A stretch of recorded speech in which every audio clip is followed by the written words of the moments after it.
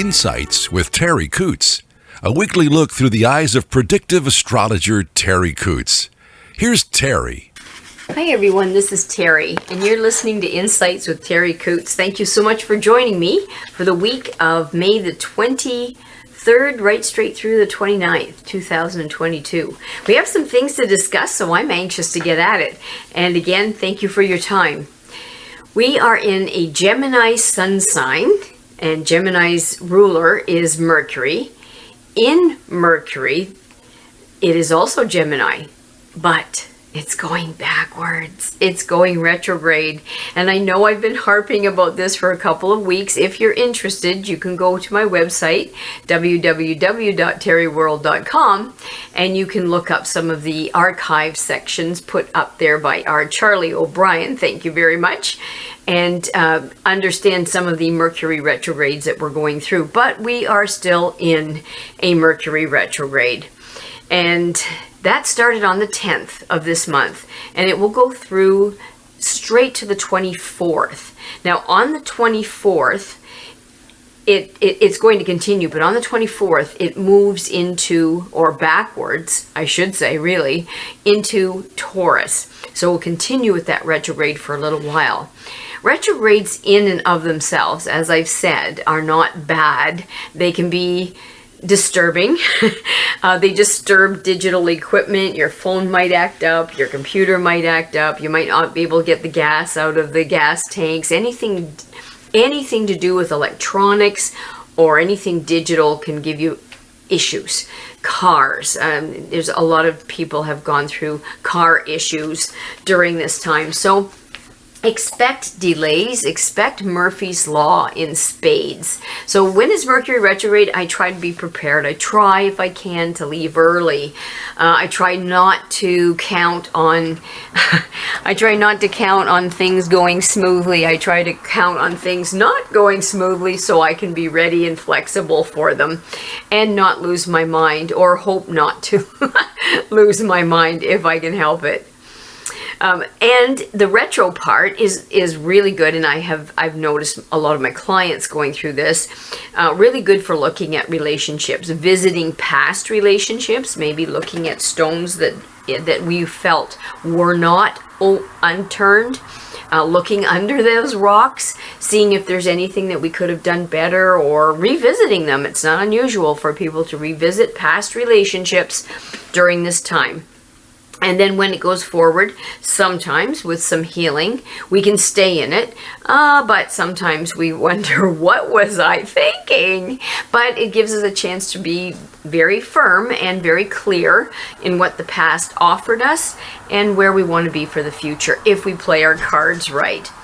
And then Venus, the planet of love and beauty and attraction, that's in Aries, ruled by Mars.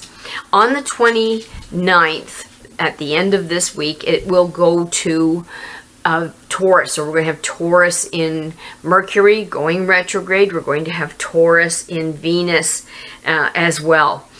But for right now, it's in Aries, as is Aries in Mars. Now, Mars is the ruling planet of Aries, so that's a lot of fire. That's a lot of red.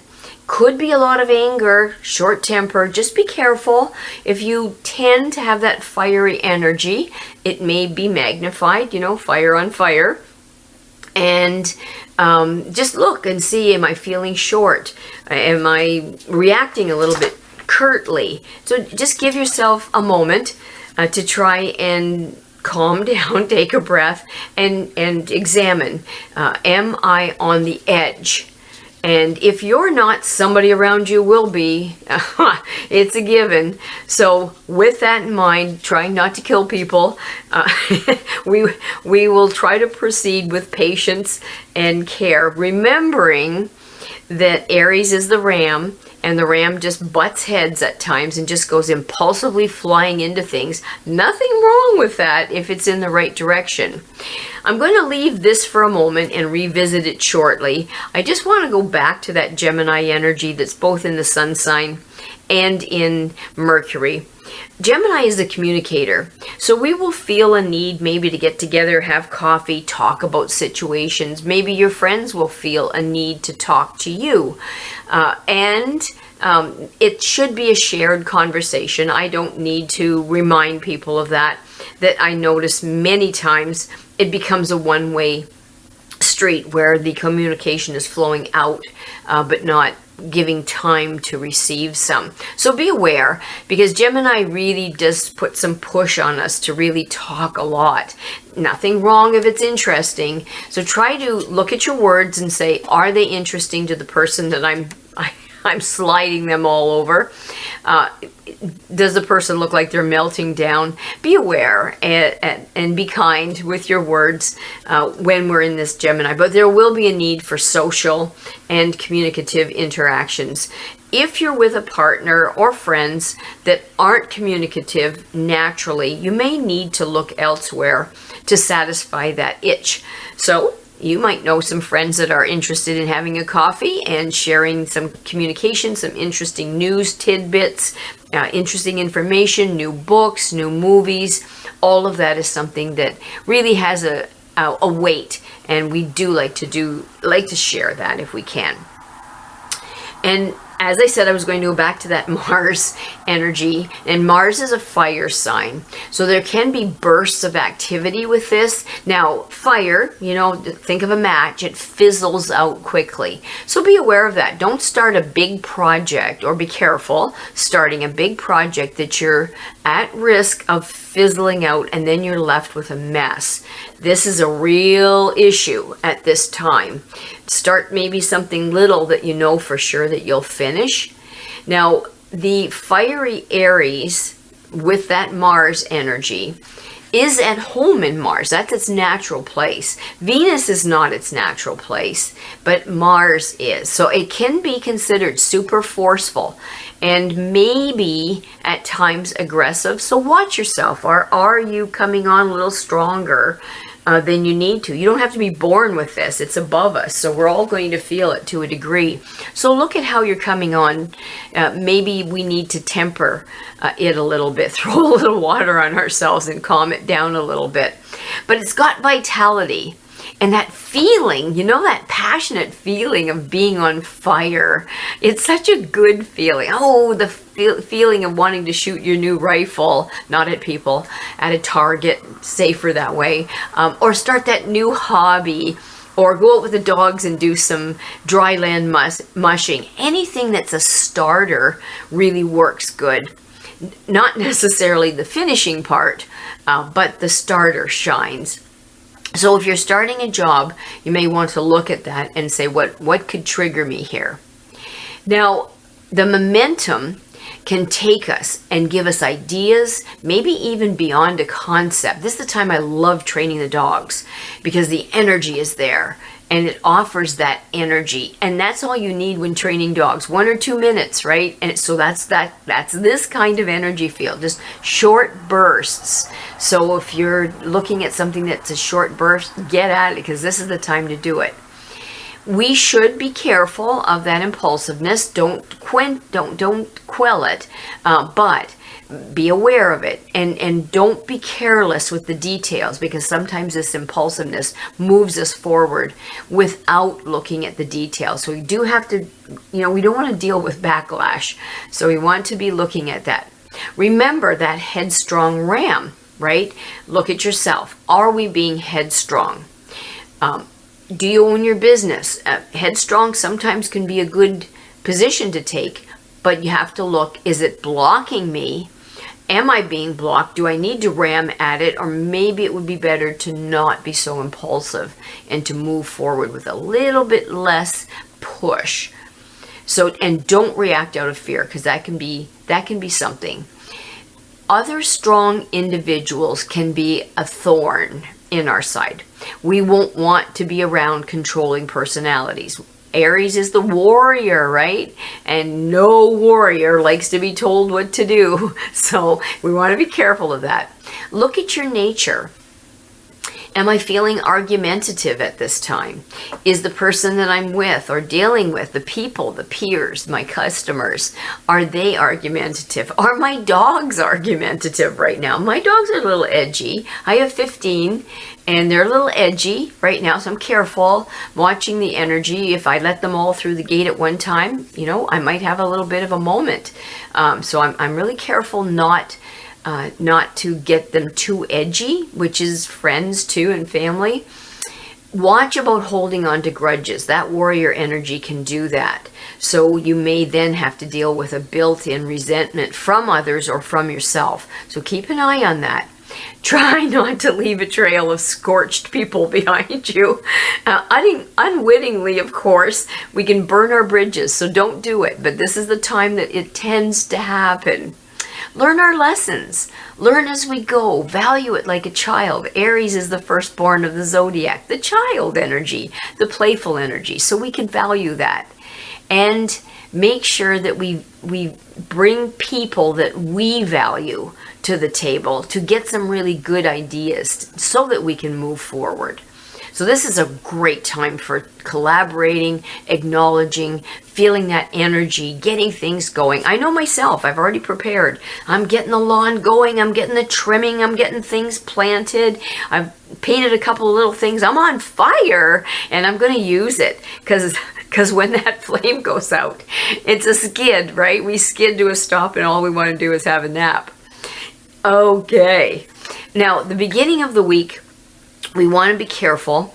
The vulnerable area can be our feet and our toes. That pineal gland, which is our psychic energy, right there in the middle of your forehead, near your eyes, that's your sensitive pineal gland. That can increase our perceptions.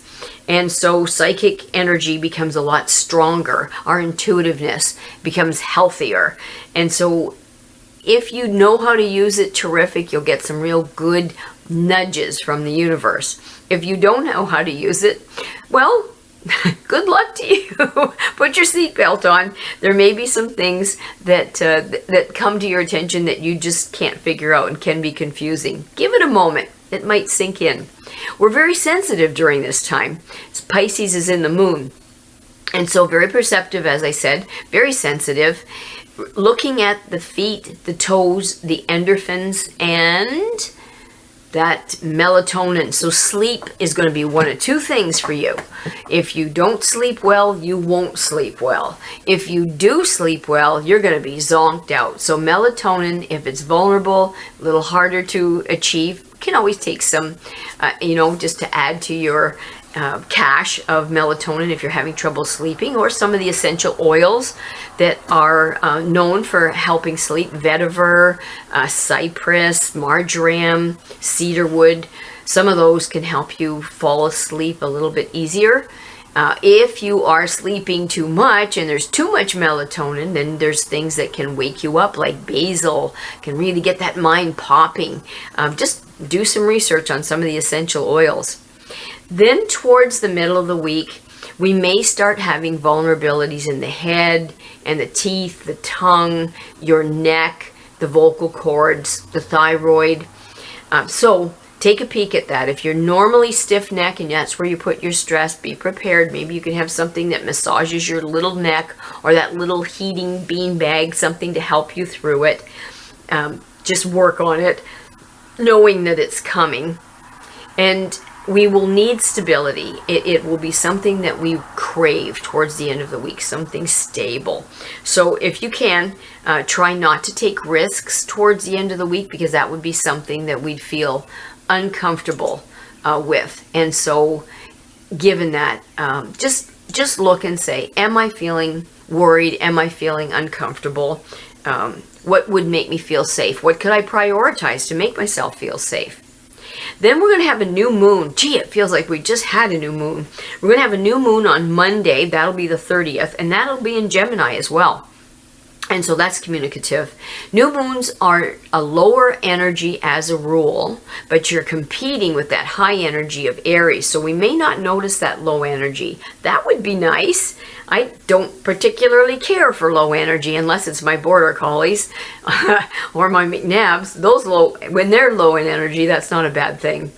But if we get low in energy, it's harder to accomplish our goals. So the first part of the week, get your energy going, get your things done that require the lawn, the sidewalk, the trimming, all the things that require energy. Then towards the end of the week, because Monday on the 30th, that energy will be low. That would be time to catch up on your taxes, do your books, sort things out, sort those pictures out, clean out your computer, things that don't take a lot of energy but are nice with a coffee and a sit down, and you get something done and you feel good about yourself.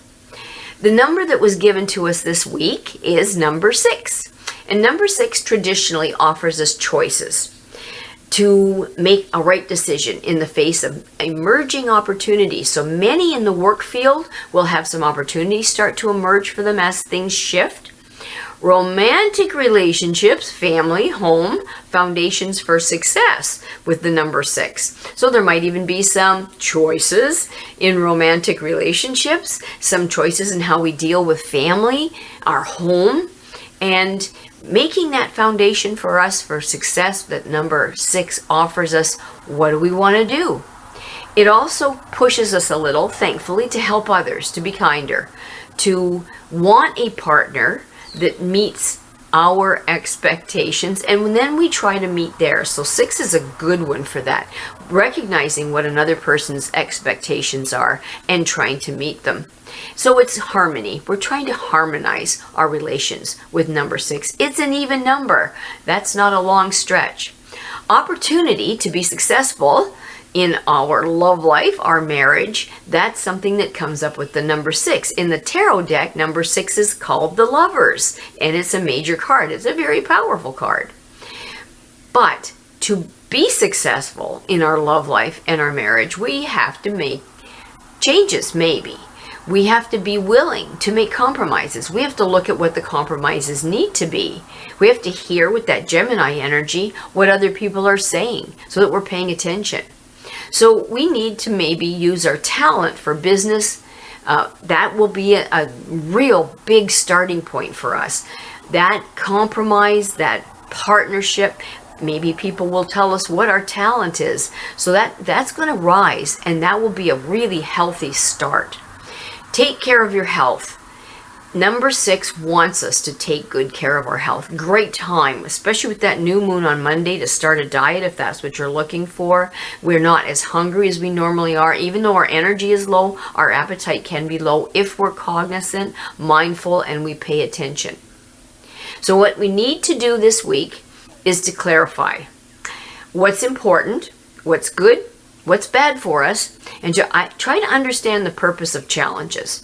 Is it to strengthen us? Yes, that's what challenges are. To check our determination. Hey, we got the Ram to help us with that. And some of the Bull energy. And for recognition and love that improves our self-confidence. That is so important. The weakness of number 6 is hesitation and restlessness and intolerance. So that's what we have for this week, folks. I hope you use it to your advantage. Thank you so much for joining me this week, the 23rd through the 29th of May. And don't forget, Charlie O'Brien has put us on Spotify, on Apple iTunes, SoundCloud, Amazon, and now we're on YouTube. So check out the website, www.terriworld.com. Charlie gives me the link each week on the YouTube block, and I put that up on Facebook. So you've got many choices there. Thank you for joining me. Have a wonderful week, everybody. Enjoy yourself. Be careful as these planets change. Sometimes stumbling and falling can be a big issue, so hold on to the railing. Give me a call if you want a reading for yourself at 519-726-6699. You can text that number as well, or you can email me at Terri, Terri.Coutts, Coutts @gmail.com. Thanks again. You have yourself a wonderful week, folks. Bye for now. You've been listening to Insights with Terri Coutts, and visit her website, terriworld.com, Terriworld.com. And we'll catch you next time